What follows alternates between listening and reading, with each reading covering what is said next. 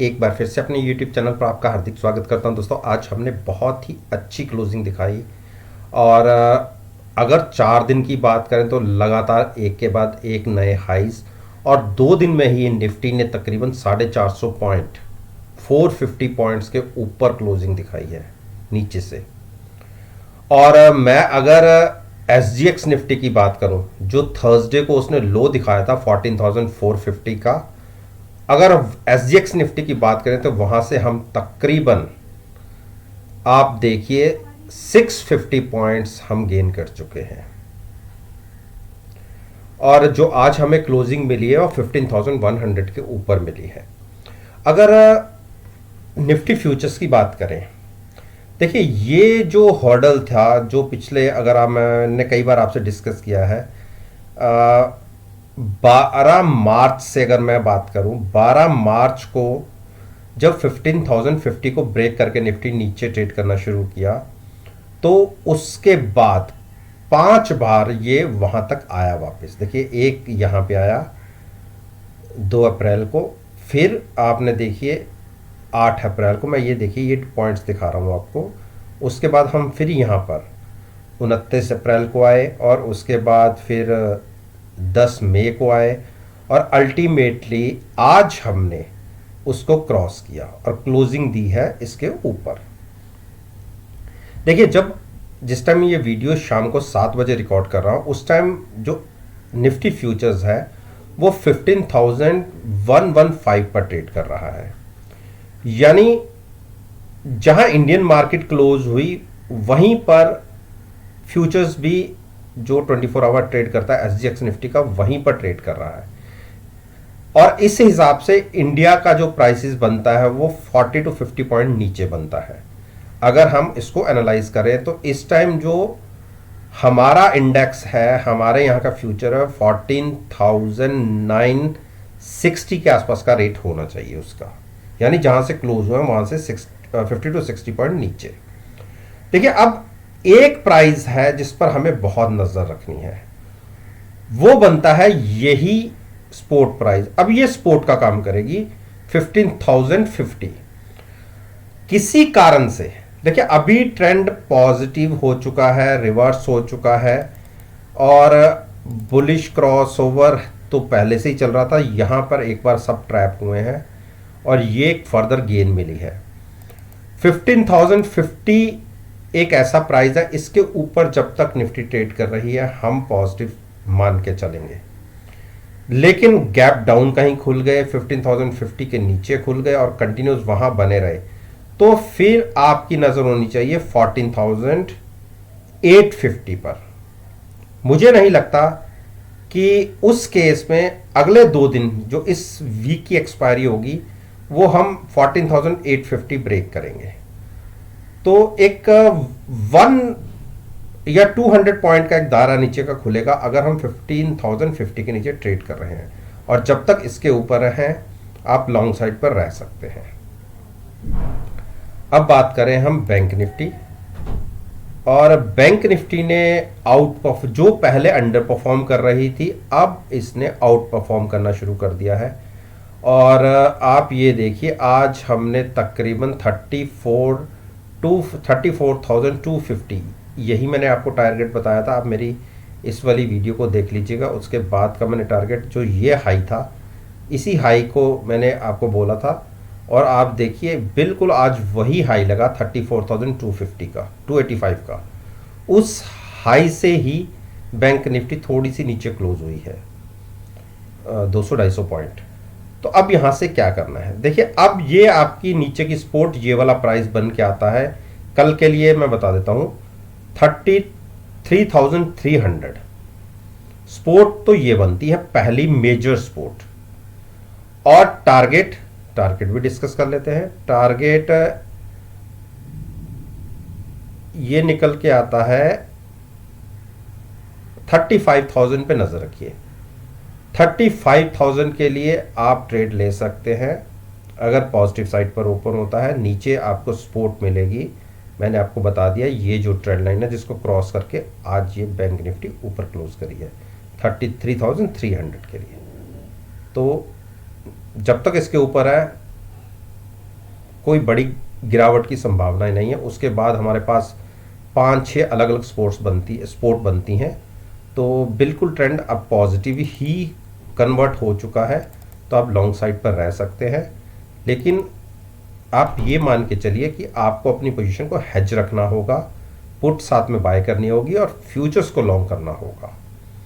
रिलायंस, आप देखिए रिलायंस को मैंने आपको क्या कहा था कि जैसे इसने चाल दिखा दी है, ये 19 या 2000 के टारगेट तो मैंने बोले थे, और हमारी यहाँ से एक बार जो हमने 2010 के आसपास एक लॉन्ग पोजीशन बनाई हुई थी पुट के साथ, उसको हमने प्रॉफिट पहले पुट का लिया और उसके बाद 1900 की पुट बाय करके अपने पोजीशन को एज इट इज़ लॉन्ग रखा। और देखिए यहाँ तक हमें 6-7 दिन वेट जरूर करना पड़ा, उसके बाद जब चाल चला ये और हमारा रेट फिर से आ गया, यानी हमें दोनों तरफ का प्रॉफिट मिला।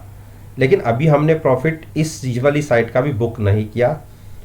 2000 के ऊपर की क्लोजिंग आप ये मानिए कि 2120 तक जा सकता है ये स्टॉक, तो तब हम एग्जिट करेंगे अभी, और हम अपने ट्रेड को पॉजिटिव साइड पर रखेंगे। अब जिन्होंने नया ट्रेड लेना है तो उनसे मैं ये कहूँगा कि अगर 2000 के ऊपर आपको ट्रेडिंग मिलती है और आपको लगता है कि ये इसके ऊपर क्लोजिंग मिल जाएगी, तो आप यहाँ से तकरीबन 100 पॉइंट्स की मूव अपसाइड के लिए ट्रेड पॉजिटिव साइड पर ले सकते हैं। शॉर्ट मत कीजिएगा। H D F C bank ने देखिए मैंने 1460 तक के टारगेट आपको बोले थे कि ये देखने को मिल जाएंगे, और अब क्लोजिंग मिल गई उसके ऊपर। अब आप ये मान के चलिए कि टारगेट यहाँ से आपको 1545 तक का दिख सकता है। पहला इमीडिएट टारगेट होगा 1500 और उसके बाद टारगेट होगा 1545 का।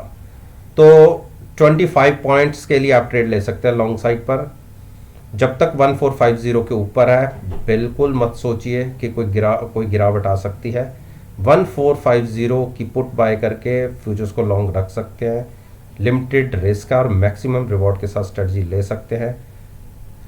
1500 और 1545 के टारगेट के लिए आप लॉन्ग साइड पर रह सकते हैं। शॉर्ट मत कीजिए। और हमने देखिए मैं आपको पिछली तमाम वीडियोस में बोलता आ रहा हूँ कि 1375 और 1385 के बीच में जहाँ मिले आप लॉन्ग साइड पर रहिए, शॉर्ट मत कीजिए। इंडस बैंक में हमने जो देखिए जो यहाँ पर हमने 940 की पुट बाय करके फ्यूचर्स लॉन्ग किया हुआ था, और जिसमें हमारा प्रीमियम लॉस होता जा रहा था और एक टाइम तो हम यहाँ पे नुकसान में आ गए थे, और देखिए सारा प्रॉफिट हमें वापस मिल गया। और 980 और 1000 के बीच में मैंने कहा था कि हम इसको एग्जिट हो जाएंगे, गैप अप मिले, और लेकिन हम ज़्यादा ऊपर नहीं गए, लेकिन हमने अपना प्रॉफिट लेके हम एग्जिट हुए हैं। अब हम वेट एंड वॉच की स्ट्रेटजी में रखेंगे। अगर गिरावट मिलेगी तो नीचे बाय करेंगे, अदरवाइज अभी बाय नहीं करेंगे। लेकिन मुझे इस स्टॉक का पोटेंशियल 1070 तक लगता है। और देखिए इसका रीज़न क्या है, क्यों कह रहा हूँ, मैं नहीं ट्रेड ले रहा इसके अंदर, क्योंकि मेरे को ये स्टॉक कभी समझ नहीं आता। जब मार्केट बढ़ती है तो ये गिरता है, जब गिरती है तो ये बढ़ता है। लेकिन बुलिश क्रॉसओवर इसने दे दिया है, आप देखिए पॉजिटिव साइड पर जीरो टेरिटरी की तरफ, तो लॉन्ग ले जाई जा सकती है, बिल्कुल ले जा सकते हैं, लेकिन रिस्क थोड़ा सा बढ़ जाएगा क्योंकि यहीं इसी टेरिटरी से ये वापस लौटता है। तो इसीलिए मैं कह रहा हूं कि थोड़ा सा अवॉइड कर लीजिए। एक बार ये 940 के आसपास फिर से आ जाता है, कोई गिरावट आती है तो वहां पर लॉन्ग कर लीजिएगा, तब 1070 के लिए आप ट्रेड ले सकते हैं। अगर गिरावट मिल जाती है 40 से 50 रुपए की तो बाय करिए। शॉर्ट तो मैं नहीं एडवाइस कर रहा, ट्रेंड पॉजिटिव हो चुका है, तो नीचे जाके लॉन्ग कीजिए। एच डी एफ सी ने देखिए आज बहुत अच्छी क्लोजिंग दी है, और जो एक प्राइस था, मैं 2500 की बातें कर रहा था, 2500 के ऊपर क्लोजिंग मिली है। अब 2600 के टारगेट के लिए आप लॉन्ग साइड पर जा सकते हैं। 2500 की पुट बाय करके फ्यूचर्स को लॉन्ग रखिए।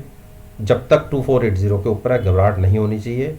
डिप पर ही हम तो अपना ट्रेड बहुत नीचे से कैरी कर रहे हैं। 2400 की पुट भी है हमारे पास, 2500 की पुट के साथ भी फ्यूचर्स लॉन्ग है, तो अच्छे प्रॉफिट पे अब हम बैठे हुए हैं। एक बार और हमें एक छोटी सी मूव मिल जाए 50-60 पॉइंट के, तो हम वहाँ पर अपना प्रॉफिट लेके एग्जिट होंगे, और फिर वेट एंड वॉच की स्ट्रेटजी में ट्रेड अपने कैटेगरी में स्टॉक को रखेंगे। कोटक महिंद्रा बैंक नीचे से अच्छी रिकवरी दिखाई, हमारे पास इसकी 1810 का फ्यूचर भी लॉन्ग है, नीचे बहुत बड़ी गिरावट देखा है, लेकिन हमें पुट में प्रॉफिट था और हमने पुट एक बार 1750 पे शिफ्ट की थी और इस पुट का प्रॉफिट लेके अभी हमने अपने फ्यूचर्स को लॉन्ग रखा हुआ है। मेरा ये मानना है कि अगर 1800 के ऊपर क्रॉसिंग हमें क्लोजिंग मिल जाती है तो हम एक बड़ी मूव की तैयारी कर सकते हैं। जो बार बार जहाँ से एक बार रिजेक्शन दिखती है, एक बार 1810 के ऊपर क्लोजिंग मिली तो आप समझ लीजिए कि 60-70 पॉइंट का और गेन देखने को मिल सकता है। तो लॉन्ग में रहिए, शॉर्ट मत कीजिए। आईसीआईसीआई बैंक ने भी एक बड़ी क्लोजिंग दिखा दी है और आप देखिए नीचे से अच्छी शार्प रिकवरी आई। तो अगर आपने ट्रेड लेना भी है तो यहाँ से लॉन्ग साइड पर लीजिए, लेकिन लॉन्ग में आप कॉल बाय नहीं करिए, फ्यूचर बाय नहीं करिए, पुट सेल करके ट्रेड लीजिए। अगर 600 की पुट आप सेल कर सकते हैं तो उसमें लिमिटेड प्रॉफिट तो होगा, लेकिन आपकी रिस्क बहुत कम हो जाएगा। 640 पे ट्रेड कर 635-40 पे ट्रेड कर रहा है स्टॉक। यहाँ से 40 पॉइंट नीचे की मैं पुट सेल करने के लिए बात कर रहा हूँ। और अगर गिरावट आती भी है और आपको जो प्रीमियम मिला हो उसके बाद जाके आपका रिस्क शुरू होता है, लिमिटेड प्रॉफिट होगा, लेकिन हाँ मैक्सिमम रिस्क की इसमें एक संभावनाएं बनती हैं। लेकिन मेरा ये मानना है कि मुझे नहीं लगता कि 600 को ये स्टॉक इस एक्सपायरी में ब्रेक करेगा। तो इसलिए 600 की पुट मैं सेल करने को कह रहा हूँ, चाहे वो 1 या 2 रुपए ही हो उसमें। तो इसीलिए शॉर्ट साइड पर पुट शॉर्ट करके हम इस स्टॉक को लॉन्ग साइड पर ट्रेड करेंगे। अब बात करें एक्सिस बैंक। एक्सिस बैंक ने कल के सेशन में एक अच्छी क्लोजिंग दिखाई थी, आज एक गिरावट दर्ज की गई। तो मैं तो कहता हूँ इस स्टॉक को थोड़ा सा वेट कर लो। अगर आपको 20 डेज मूविंग एवरेज यानी 700 के आसपास मिलता है तो लॉन्ग करिए, अदरवाइज थोड़ा सा वेट कर लीजिए लॉन्ग साइड पर जाने के लिए, शॉर्ट मत कीजिए। एसबीआई ने देखिए एक अपसाइड पर मूव दिखाने के बाद एक फ्लैट क्लोजिंग दिखाई है, तो स्टॉक पॉजिटिव है। आप ये देखिए, तो हमने तो इस स्टॉक को 353 की के आसपास की पुट जब ये यहाँ पे ट्रेड करता था हमने तब से लॉन्ग कर रखा है। अब हम एक बार 75 पे एग्जिट हुए थे, 75 से फिर नीचे जाके हमने यहाँ पे बाय किया और अब हम फिर प्रॉफिट में बैठे हुए हैं। लेकिन मेरा ये मानना है कि यहाँ पे अगर ये स्टॉक थकता है, देखिए 2 दिन हमें एक ही जगह पर क्लोजिंग मिली है, तो मेरा ये मानना है कि कल अगर स्टॉक बिल्कुल इसी के आसपास हुआ तो हम अपना प्रॉफिट लेके एग्जिट हो जाएंगे और वेट करेंगे फिर से गिरावट की। फिर उस केस में 370 के आसपास जाके इसको लॉन्ग करने की एक स्ट्रेटजी क्रिएट करेंगे, शॉर्ट नहीं करेंगे। तो दोस्तों ये मैंने निफ्टी, बैंक निफ्टी दोनों इंडेक्स के ऊपर मैंने अपना ओपिनियन आपके साथ शेयर किया है और साथ साथ में इन दोनों इंडेक्स के अंदर जो फाइनेंशियल सेक्टर के स्टॉक है उसको मैंने इनके अंदर इंक्लूड किया है। और मेरा ये मानना है कि अगर मेरी इस वीडियो को आप 19 मई के सेशन के साथ एनालाइज करेंगे, उम्मीद करता हूँ कि बहुत अच्छे पॉजिटिव रिजल्ट्स आपको देखने को मिलेंगे। और ये सारी बातें देखिए मैंने आपसे मार्केट ओपन होने से 14 से 15 घंटे पहले आपके साथ डिस्कस की है। ऐसा नहीं है कि कोई स्टॉक चल रहा है मैं कह रहा हूँ आप खरीद लीजिए, कोई गिर रहा है तो कह रहा हूँ बेच दीजिए। ये सब मैं पहले आपसे डिस्कस कर रहा हूँ। अगर मेरी वीडियो पसंद आई हो तो मेरे चैनल को सब्सक्राइब कीजिए, वीडियो को लाइक कीजिए और साथ में बेल आइकन का बटन प्रेस करेंगे तो नोटिफिकेशन टाइम से आप तक डिलीवर हो जाएंगे। इस बात के साथ मैं आपसे विदा लेता हूँ और एक नई वीडियो के साथ फिर से आपके सामने आऊँगा। तब तक के लिए धन्यवाद।